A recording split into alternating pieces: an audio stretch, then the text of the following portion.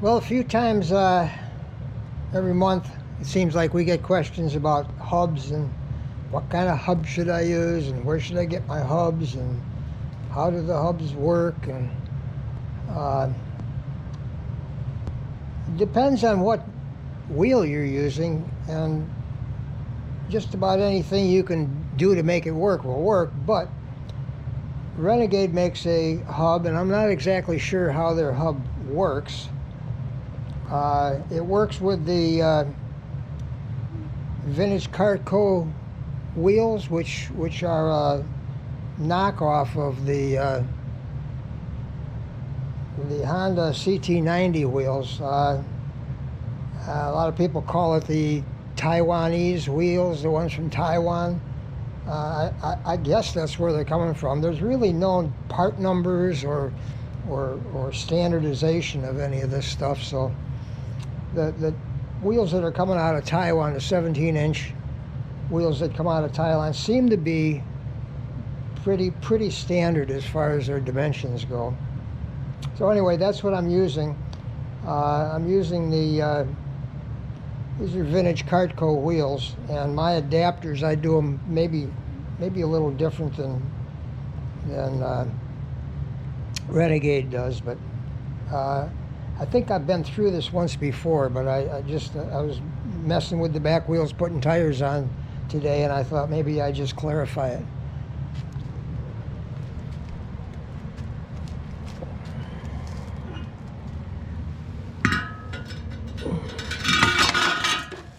So anyway,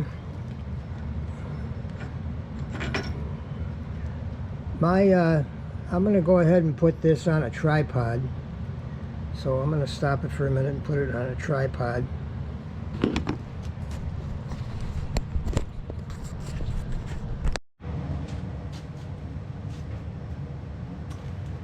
So anyway, my hubs are made with a 3/4 inch bore that only goes in halfway the thickness of the flange. And these, the hub itself that goes over the axle is bored out to 1 inch, and then a 1/4 inch keyway broached into it. Of course, we've got our set screw to lock in the key stock. So when this slides on, it stops on the axle. It stops at the flange.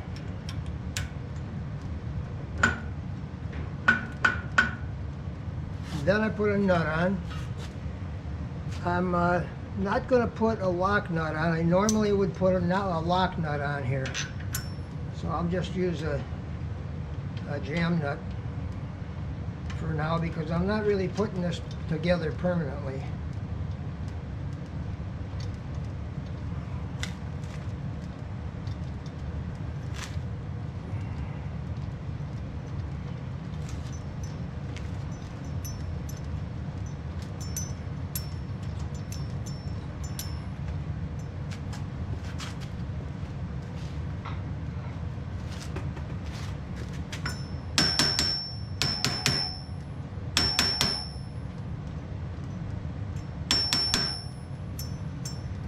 A lot of times the threads on the nuts or on an axle or a bolt are really not that good. They might have been bounced around in shipping or in storage. So a little tap will usually straighten out the thread enough. It's usually not very much. Okay, so there's our hub locked onto the axle. It would normally have a safety nut like this on it. The bore through the Taiwanese wheels, the bore is big enough that it will fit over this nut. Okay? So the inside of the wheel, I relieve it all the way down through here so that there's really no interference with anything. It's not interfering with the washer that's inside here. And the outside also is relieved so that it doesn't interfere with the plate that goes over the outside.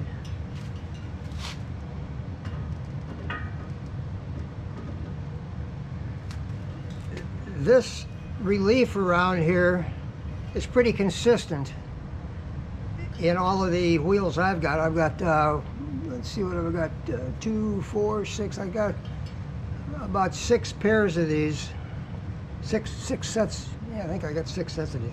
And they're all pretty consistent, so this flange is machined exactly, just maybe a mil or two under what this is, so it's a nice snug fit.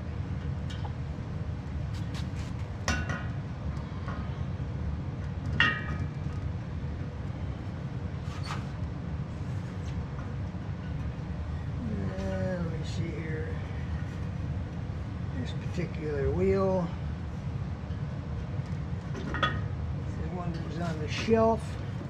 So normally I would punch mark the wheels and the flange so that they line up real good. Since this is a wheel that's not made for this one, I'm not putting it on this one. It's not punched, so it might take me a minute to get them lined up here.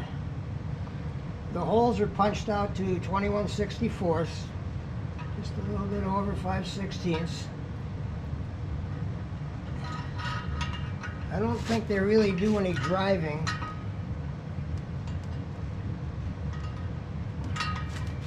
Because the friction fit between this flange, which also fits into the step in the outer part of the wheel, and the nice tight fit in the back here on this back flange, that sandwiches the wheel together enough that I don't think you need to depend on the bolts driving it.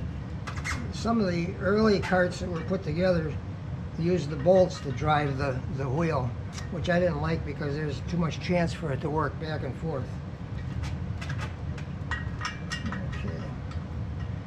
Now let's see if we can get this to line up here.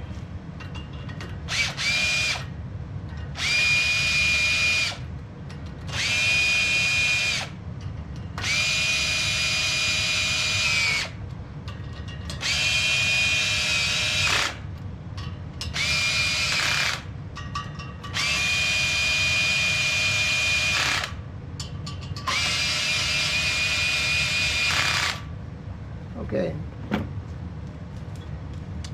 that locks the wheel on nice and straight. There's no bolt or nut showing on the outside, rather. It's nice and clean as far as I'm concerned. And on this outer plate you can add, which I've done before, you can add a spinner out here so that it looks you know, a little more original. And that's about the way I do my flanges, my adapters. And I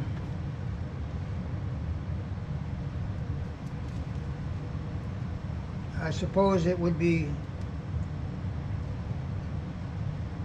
a little better or a little simpler if you just had the nut coming from the outside and you just tighten it down and clamp the whole works onto the axle with just a nut on the outside. I don't know how you do that. I've never even thought about it. But this is my way. And it works and runs pretty true. That's about all I wanted to say about this.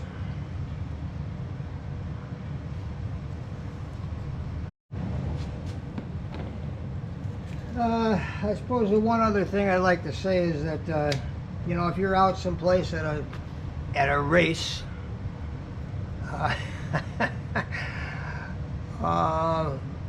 which really aren't races, but anyway, if you do happen to get into one of the events where they do some racing, you might want to change a wheel pretty quick or something like that. I've never seen any event where it's any big pressing issue to get the tires changed real quick. But anyway, this is pretty quick.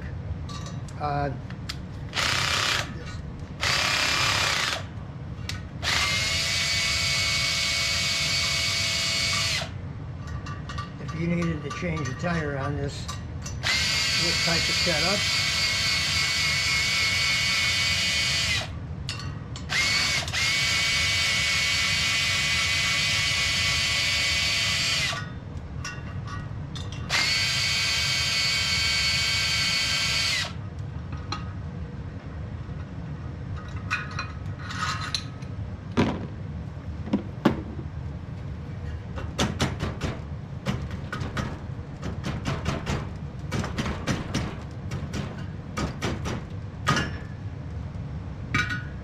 on goes the new one, and that's all there is to it. So it's pretty quick. It's quick enough for anything we might want to do.